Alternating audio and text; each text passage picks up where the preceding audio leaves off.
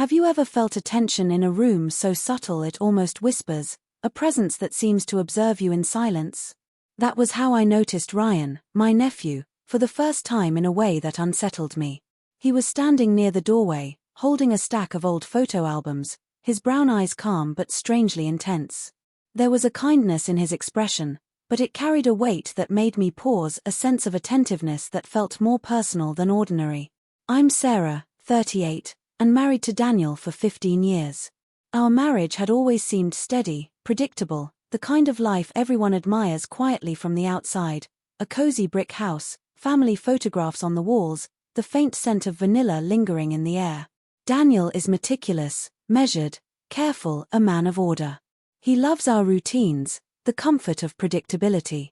And yet, beneath that structure, I sometimes feel a quiet emptiness, a longing for warmth or spontaneity that our carefully curated life rarely allows. Ryan, at 23, has always been sweet, thoughtful, and seemingly innocent in his intentions. He grew up in our extended family, a quiet presence with a boyish charm, always offering help when needed. But lately, something in the way he approached me, in the softness of his voice and the attentiveness in his gestures, stirred emotions I didn't recognize or perhaps had long suppressed. It was a rainy Thursday afternoon when he appeared, unexpectedly, offering to help me with some heavy boxes in the attic. The room smelled faintly of damp wood, dust, and old memories. "Here, let me help you," he said gently, and when our hands brushed, I felt an electric twinge that startled me. I laughed nervously, telling myself it was only familial kindness. But there was a subtle intensity in his gaze, a quiet understanding, that lingered long after the boxes were stacked neatly. Daniel walked in at that exact moment, unaware of the small, charged connection that had just passed between us. I noticed the way his eyes flicked toward us, a hint of tension in the corners of his mouth. That instant, brief as it was, planted a seed of unease. I wanted to dismiss it, to convince myself I was overthinking, yet the sensation refused to fade. That day, I realized how fragile trust can feel when confronted with the unexpected. A simple act of kindness, a nephew offering help, had shifted something imperceptibly in the atmosphere of our home. The walls seemed to tighten around us, as if aware of unspoken possibilities, and I could feel the precarious balance between loyalty, desire, and the dangers of attention that felt too intimate. I didn't know then that this small, seemingly innocent moment would unravel more than just the boxes in the attic. It would challenge the boundaries of my marriage, the definitions of affection, and the very after that day in the attic, I couldn't stop replaying Ryan's presence in my mind. His attentiveness wasn't just helpful, it was intentional, the kind of thoughtfulness that made ordinary moments feel charged. Every time I remembered the brush of his hand against mine or the gentle way he guided me around the boxes, I felt a flutter I hadn't experienced in years. I scolded myself silently. "He's your nephew. Innocent. Sweet. Nothing more." And yet, the stirrings of something forbidden refused to be ignored. Daniel, meanwhile, remained blissfully unaware. He had spent the day at work, returning home with the familiar tired smile that used to make my heart lift. He is a man of routine, a man who notices everything, yet somehow missed the subtle shifts that had begun to pulse quietly around our home. He poured himself a cup of coffee, absent-mindedly commenting on a minor news story, completely ordinary, completely unassuming. And I realized, with a pang of guilt, that I was watching him with a distracted mind, recalling Ryan's smile, his steady hands, his quiet laughter echoing from the attic. Our home, usually a sanctuary, had begun to feel claustrophobic. The air seemed heavier, as if thick with things unspoken. Every corner, every photograph, every familiar shadow reminded me of the life I had built with Daniel, the love we had nurtured over 15 years. And yet, the intrusion of something unpredictable, something tender and unexpected in Ryan, made me acutely aware of the fragility of that life. Ryan didn't need to say much. His presence alone carried a message I couldn't quite articulate, a mixture of care and intimacy that blurred the lines of family and affection. When he leaned over to help me straighten the living room or adjust a picture frame, I noticed the subtle changes in his posture, the warmth in his eyes, the way his laughter lingered slightly longer than polite conversation demanded. Every gesture seemed deliberate, yet innocent, an intoxicating combination that I found impossible to resist analyzing. I tried to talk to myself, to convince myself that nothing could possibly happen, that boundaries were clear. But I also began noticing Daniel differently, his meticulous nature, his calm demeanor, even his predictable habits now felt like a cage, suffocating in comparison to the quiet freedom I sensed in Ryan's presence. It was as if, without even trying, Ryan had illuminated parts of my own heart that I had buried, small desires I had dismissed as foolish or improper. By the end of that week, the tension had become palpable. A simple act of helping me with boxes had grown into a subtle, invisible current running through our home. Daniel remained unaware, trusting, steady, while I felt caught between the life I had chosen and the dangerous allure of what might be. I realized, with a mixture of fear and fascination, that our family, our relationships, and even my own sense of morality were about to be tested in ways I hadn't imagined. The small moments, the soft smiles, and the quiet attentiveness that had seemed so harmless were the threads of a story I couldn't yet understand, but I knew it was only beginning. Nature of my own heart. And in that quiet tension, I sensed the beginning of a story that neither I nor Daniel would ever forget. The following week, the house felt charged, as if every corner held its own secret. Ryan's visits became more frequent, each one seemingly innocent but leaving an echo of something unspoken behind.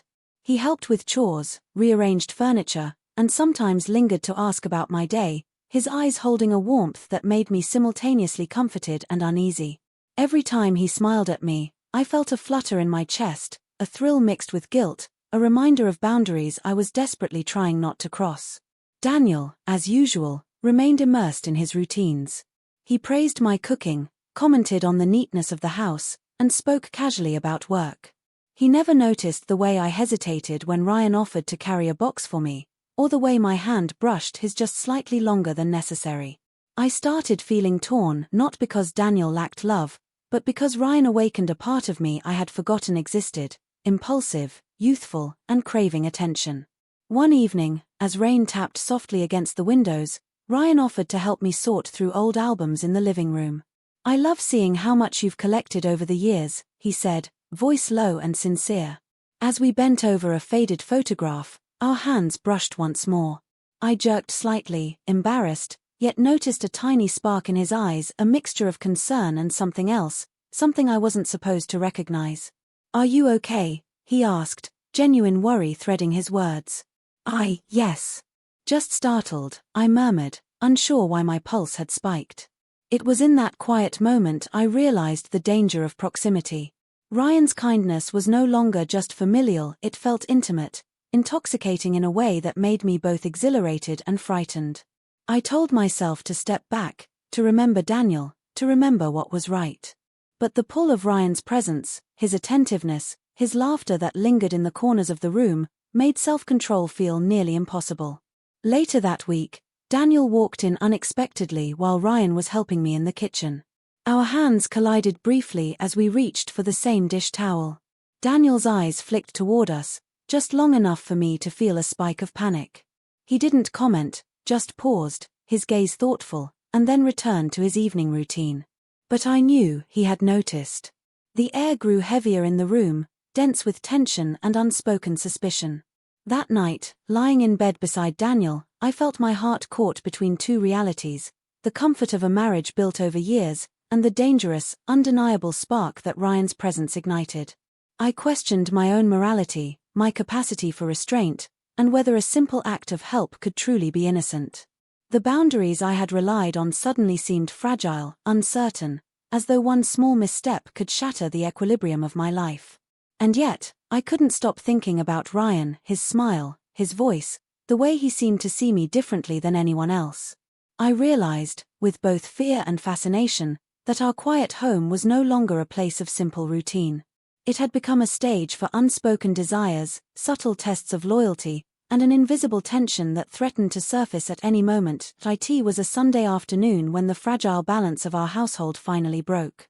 The sky was gray, the rain washing the garden in a steady, quiet rhythm. Daniel had gone to the store, leaving Ryan and me alone in the living room with a box of old photographs. The air felt electric, thick with a tension I could no longer ignore.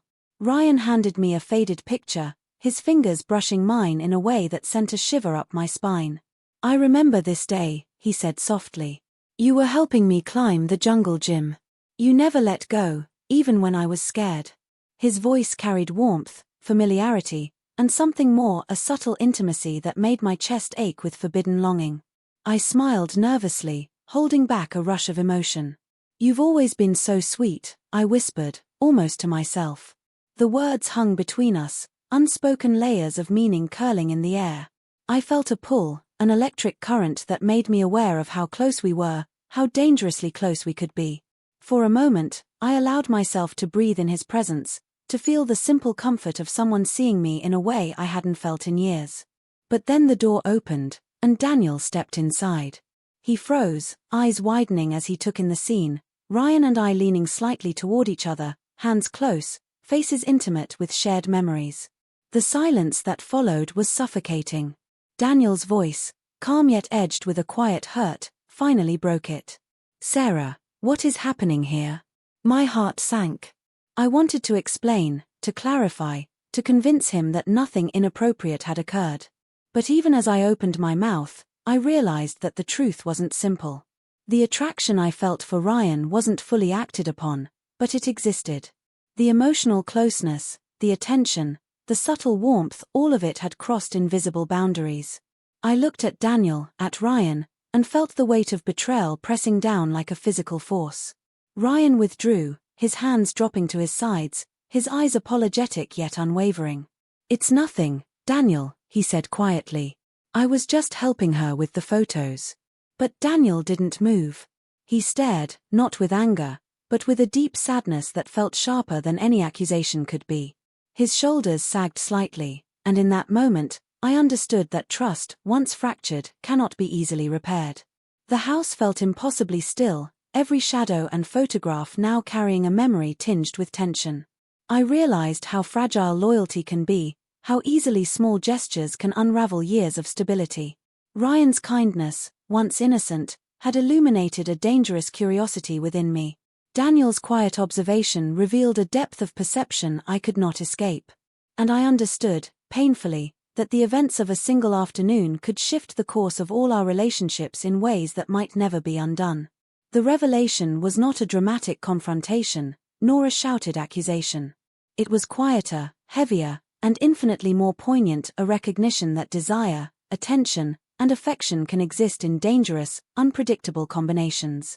And in that stillness, I knew that nothing between us would ever be entirely the same. The days that followed were heavy with silence. The house, once familiar and comforting, felt charged with the weight of unspoken truths. Daniel and I moved through our routines carefully, every glance and every gesture measured, as if we were navigating a delicate minefield of emotion.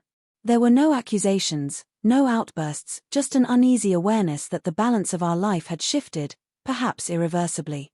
Ryan, aware of the tension he had unintentionally caused, became distant. His visits were polite but infrequent, and the warmth that had once been effortless now felt restrained, respectful. I noticed the subtle shift in him and, despite my lingering attraction, I felt a quiet relief. The immediate danger of crossing boundaries had passed, but the memory of what I felt lingered like a shadow at the edge of my consciousness. Daniel, ever meticulous and composed, did not speak much about that afternoon. Yet I could see it in his eyes, the hurt, the confusion, the quiet understanding that something important had changed.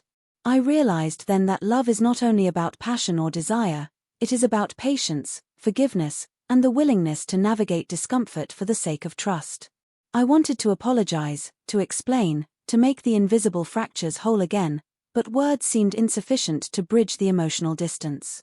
I began to understand the fragility of relationships in a way I hadn't before. A single act, small, seemingly innocent, had the power to illuminate hidden desires, stir doubt, and test loyalty. I reflected on my own heart, acknowledging both its impulses and its vulnerabilities. Ryan's attentiveness had awakened something I hadn't realized existed, but it had also forced me to confront the boundaries of morality, commitment, and self-control. Over time, conversations between Daniel and me grew more honest, though still cautious. We spoke of our fears, our insecurities, and the ways we had taken each other for granted. The process was slow, uncomfortable, but necessary. It reminded me that marriage is not merely about shared routines or comfort, it is about facing the uncomfortable truths of the heart together, even when those truths are messy or unsettling. And so, life returned to a fragile equilibrium. Ryan remained part of our extended family, but with a respectful distance that preserved the boundaries we all needed. Daniel and I continued to rebuild, acknowledging that trust is not absolute, but something renewed every day through patience, attention, and care. I will always remember that rainy afternoon, the weight of a simple photograph, and the spark of forbidden warmth that almost consumed me. It taught me that even the kindest gestures can carry unexpected consequences, that desire and loyalty often exist in tension, and that the human heart is both fragile and resilient. In the end, I learned to carry these memories not as regrets, but as lessons, reminders of the delicate balance between affection, temptation, and fidelity. And though the house feels quieter now, I know the echoes of that tension will remain with me, a subtle reminder that love, trust, and desire are never as simple as they seem.